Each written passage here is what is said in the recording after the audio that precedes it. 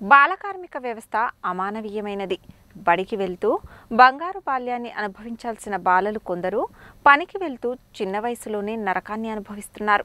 June 12న ప్రపంచ బాలకార్మిక వ్యతిరేక దినోత్సవం సందర్భంగా ప్రత్యేక కథనం.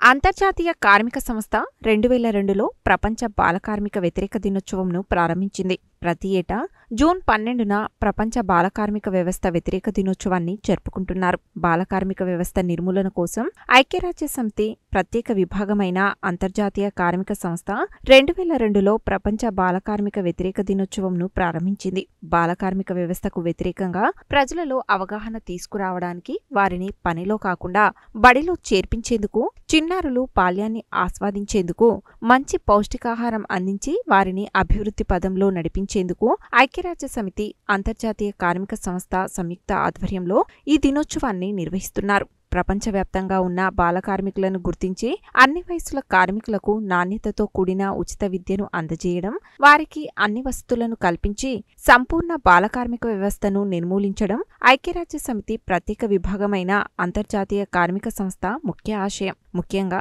ఈ ఆశయాన్ని ప్రపంచ దేశాలన్నీ అనుసరించి బాలలను కార్మికులుగా మార్చే అవకాశం లేకుండా చట్టాలను, ప్రత్యేక విభాగాన్ని ఏర్పాటు చేయాలని, ఈ విభాగం కేవలం బాలల హక్కుల కొరకు పనిచేయాలని సూచిస్తోంది. బాలకార్మికులను నిరోధించాలంటే ముందుగా వారి తల్లిదండ్రుల సామాజిక, ఆర్థిక పరిస్థితులను అర్థం చేసుకోవాల్సిన అవసరం ఎంతైనా ఉంది. ఈ అవమానీయ వ్యవస్థకు పేదరికమే అసలు కారణమని ఎన్నో అధ్యయనాలు, సర్వేలు వెల్లడిస్తున్నాయి. తల్లిదండ్రుల ఆర్థిక పరిస్థితి చిన్నారులకు శాపంగా మారుతోంది. కుటుంబ పోషణకు పిల్లల ఆదాయాన్ని పెద్దలు జతకల్పుతున్నారు. వ్యవసాయంలోనూ, కర్మాగారాల్లో, దుకాణాల్లో, ఇతర పనుల్లోకి పిల్లలను పనికి తల్లిదండ్రులే తీసుకువెళ్తున్నారు. ముఖ్యంగా మురికివాడల్లోని తల్లిదండ్రులు పిల్లల తాత్కాలిక సంపాదనను ఆశిస్తున్నారు. కొందరు అనాథ పిల్లలను మాదక ద్రవ్యాల విక్రయానికి, కొనుగోలుకు, ఒక ప్రాంతం నుంచి మరో ప్రాంతానికి తరలించేందుకు వినియోగించుకుంటున్నారు. మరికొంతమంది బాలలను నిషేధిత కర్మాగారాల్లో పనుల్లో పెడుతున్నారు.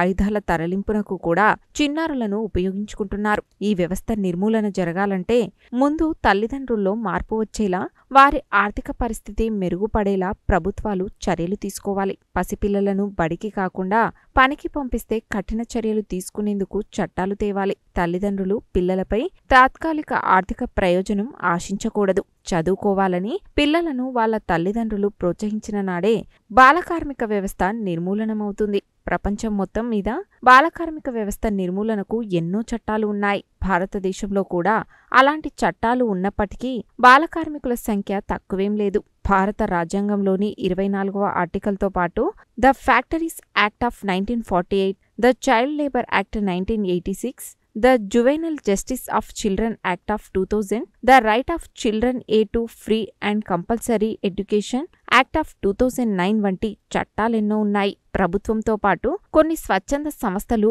బాలల హక్కులు, బాలకార్మిక వ్యవస్థ నిర్మూలనపై కృషి చేస్తున్నాయి. ఏదైనా సమస్య తలెత్తితే బాలల వైపు నుండి న్యాయస్థానం మెట్లు ఎక్కుతున్నాయి. బాలకార్మికుల్లో ఎక్కువ మంది కుటుంబ వృత్తులు, వ్యాపారాల్లోనే ఎలాంటి జీతం లేకుండా పనిచేస్తున్నారని అంతర్జాతీయ కార్మిక సంస్థ వివరించింది.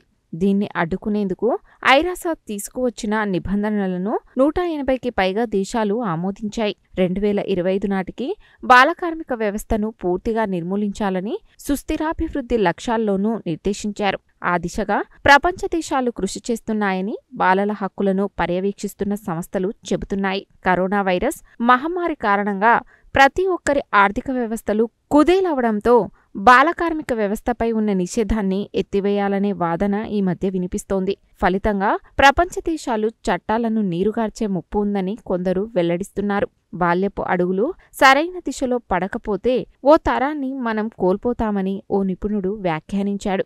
2000 నుంచి 2016 మధ్య ప్రపంచవ్యాప్తంగా బాలకార్మికుల సంఖ్య 38% వరకు తగ్గింది. అంటే పనిచేస్తున్న పిల్లల సంఖ్య 9.4 కోట్ల మంది వరకు తగ్గిందని సర్వేలు తెలుపుతున్నాయి. ప్రభుత్వాలతో పాటు స్వచ్ఛంద సంస్థలు, ప్రజలు కలిసికట్టుగా కృషి చేస్తే బాలకార్మిక వ్యవస్థను నిర్మూలించడం అసాధ్యమేమీ కాదు. ప్రపంచ బాలకార్మిక నిర్మూలన దినోత్సవం సందర్భంగా తెలియజేసేది ఏమంటే, 18 సంవత్సరాలలోపు ఉన్నటువంటి పిల్లలని ఎవరిని కూడా పనిలో పెట్టుకోకూడదు. ఏ రకమైన పనిలో కూడా పెట్టుకోకూడదు. చట్ట ప్రకారం 18 సంవత్సరాల లోపు ఉన్నటువంటి పిల్లలు పెట్టుకున్నట్లయితే వాళ్ళు చట్ట ప్రకారం శిక్షకు గురవుతారు. 18 సంవత్సరాలు ఉన్నటువంటి పిల్లల యొక్క వాళ్ళు ఏం చేయాలంటే పిల్లలు బడిలో మాత్రమే ఉండాలి, ఎట్టి పరిస్థితుల్లో కూడా పనిలో ఉండకూడదు. అందులో భాగంగానే ఆ విధంగా ఎవరైనా పనిలో పెట్టుకున్నట్లయితే మన సిడబ్ల్యూసికి సమాచారం ఇచ్చినట్లయితే డీసీపీకి కానీ పోలీసు వారికి కానీ ఐసిడిఎస్ వాళ్ళకి కానీ సమాచారం ఇచ్చినట్లయితే ఆ పిల్లలని సిడబ్ల్యూసి ముందు ప్రవేశపెట్టినట్లయితే వారికి కావాల్సినటువంటి విద్యా సదుపాయము, అదేవిధంగా ఉండటానికి కావాల్సిన షెల్టర్ సదుపాయం కూడా చైల్డ్ వెల్ఫేర్ కమిటీ తరఫున ప్రొవైడ్ చేస్తాం.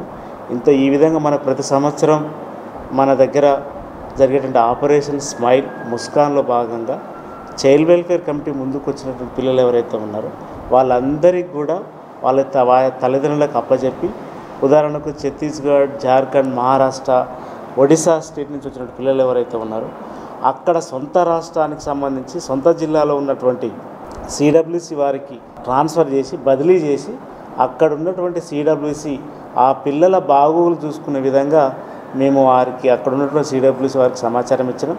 అదేవిధంగా మన జిల్లాలో ఉన్నటువంటి మన ప్రాంతానికి సంబంధించి మన నల్గొండ జిల్లాకు సంబంధించి పిల్లలు ఎవరైతే ఉన్నారో వారు కూడా మళ్ళా వారికి కౌన్సిలింగ్ ఇచ్చి వారు మళ్ళా చదువుని కొనసాగించే విధంగా మేము ప్రోత్సహించాం.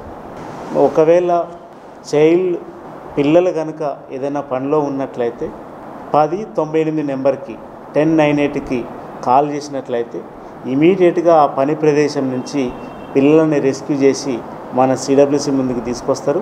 అట్లా సిడబ్ల్యూసి ముందుకు తీసుకొచ్చినటువంటి పిల్లలకు సంబంధించినటువంటి విద్యా సదుపాయం, అదేవిధంగా వారు ఉండడానికి కావాల్సినటువంటి పూర్తిగా వారికి అన్ని రకాల ఉచితంగా చైల్డ్ వెల్ఫేర్ కమిటీ మనం చూసుకుంటారు.